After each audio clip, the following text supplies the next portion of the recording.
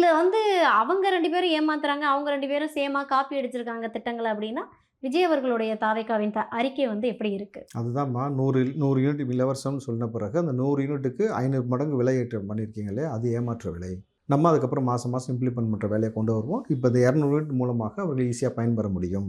Differentiate இதுதான். ஒவ்வொரு விஷயத்துக்குமே நம்ம சொல்லக்கூடிய டிஃபரன்ஷியேட் இதுதான். புரிஞ்சுச்சா உங்களுக்கு? இப்படிதான் ஒவ்வொரு ஸ்கீமுக்கும் நம்ம சொல்ல வேண்டிய டிஃபரன்ஷியேட் இது. இல்ல விஜய் அவர்கள் என்ன ம். சொன்னாங்கன்னா, திமுகவும், அதிமுகவும் வேற வேற கிடையாது. 2 காப்பி அடிச்சு ஒரே மாதிரி ஆ. குடுத்துருக்காங்கன்றாங்க.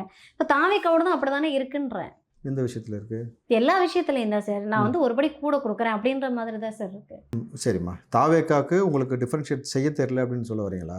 நீங்க டிஃபரன்ஷியேட் சொல்லுங்க சார். எனக்கு தெரியல சார். 2000 நீங்க ரூ. 2500 மட்டும் நீங்க பார்க்குறீங்க இல்லையா? இப்போ மகளிர்களுக்கு இலவச பேருந்துன்னு சொன்னாங்கல்ல. ம். உள்ளபடி எல்லா மகளிரும் அதில பயன்பட்டுட்டாங்களா? நம்ம சொல்றது இலவச பேருந்து எல்லா பேருந்துலயும் போக முடியும்ன்றது தான் டிஃபரன்ஷியேட். அப்போ நீங்கள் வந்து எந்த சூழல்லயும், எல்லா நேரத்திலயும் பீக் ஹவர்ஸ்லயும் மகளிர்கள் பயன்பெற முடியும். உங்கள ஓசின்னு எவனும் சொல்ல மாட்டான். இதான் டிஃபரன்ஷியேட்.